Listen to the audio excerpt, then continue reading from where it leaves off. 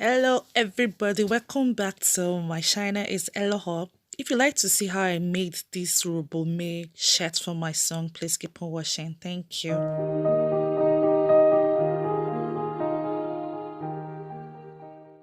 The first thing I did was to fold the material into two.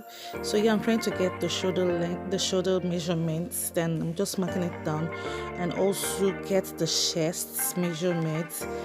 Then from the chest to the waist side, I just increase it with about half an inches. That's because you want the waist side not to be too tight, because you're going to fold the wrapper inside. So if it's too tight, it will be hard for you to fold the wrapper inside. So now I'm just trying to get the collar measurement out. Then also get the opening where I can put the button.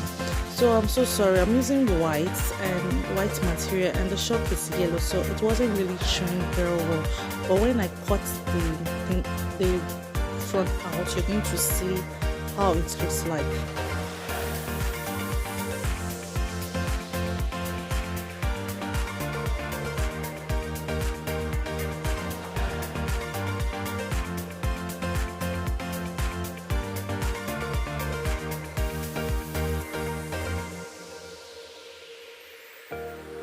Out on other pieces where I'm going to use to kind of turn the front of the neck, but in this case I'm not going to turn the front. I'm going to, because I'm adding button, I'm not going to be turning the front. So I'm just trying to get the collar measurement again for that particular pieces. So you're going to see how I use the pieces.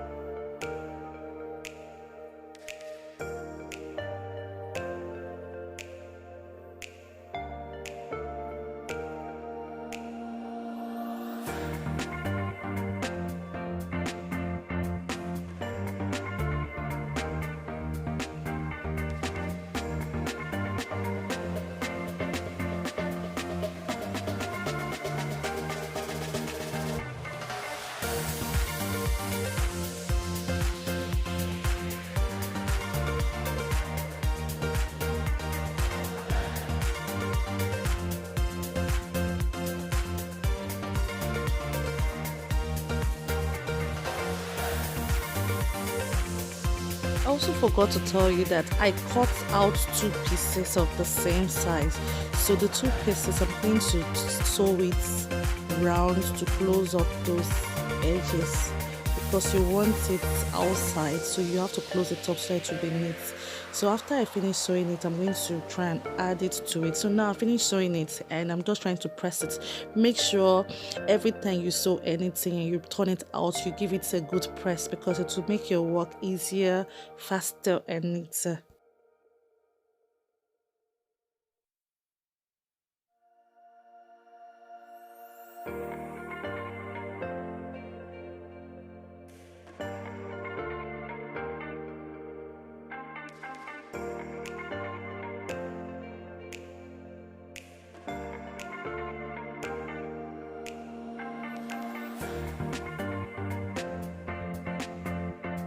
For this particular design of Urhobo shirt, I'm working with my husband's Urhobo shirt as reference. So I found that there's a particular triangle kind of shape at the edge of it. So I'm trying to cut out that particular shape out.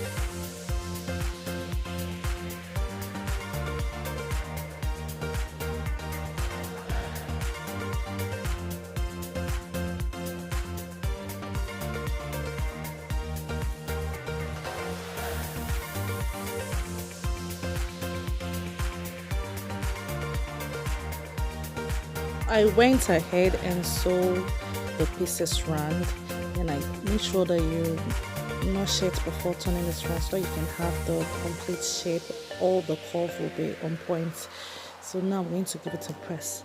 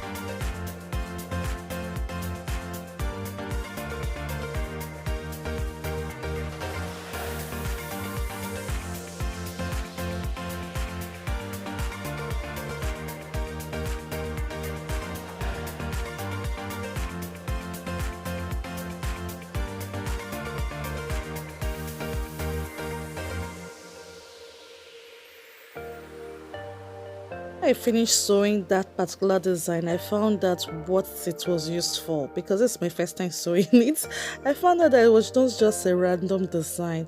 It has a purpose. So I went ahead and top stitched. Remember, I'm not turning the neck because there's going to be like a bishop collar on top, so I'm not turning the neck. So now I'm going to top stitch it onto the front part of the shirt. Going to sew it to a particular position, that position, then I stop and jump to the other part and start sewing another part of it again, because that particular space is going to be like a pocket. So when all these rubber men go to part, that's where they normally keep their phone and maybe sometimes some money, so they can easily spread the money without opening the bag. So that's what that space is for. Ahead and cut the back parts of the shirt. I didn't really show it because it's just easy.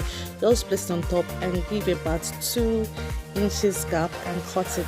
Then I went ahead and also cut the back, what I used to turn the back. So that's what I'm showing right now.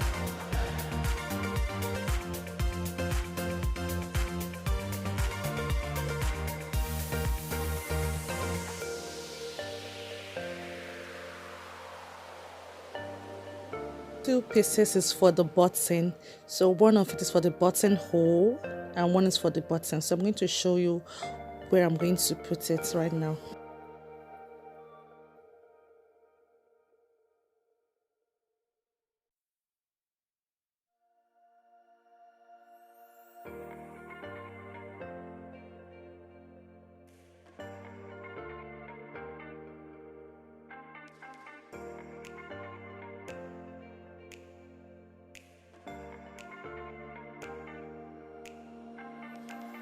Was where I found out that that triangle is normally used to cover that button part, because you could just easily use it to cover that raw edge, but I was able to make it work at the end of the day. So this is the shirt with the back attached to the front and also the buttonhole. Everything is taking shape gradually. So what is left now is for me to cut out the hand of the shirt and also cut the bishop collar. So I'm just showing the back, how I close up the back. So that's it. So I went ahead and cut the hand.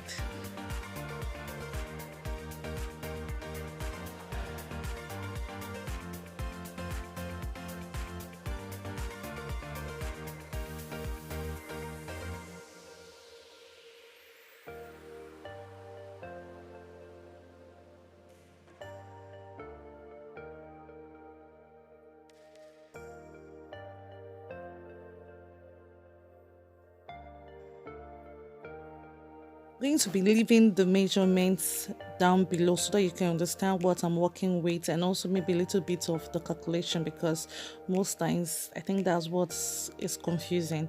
So I'll leave it down below. So when I finished cutting the hand, I went ahead and finished up everything I did off line. I think it was late at night and my phone battery was dead, so I went ahead and finished everything.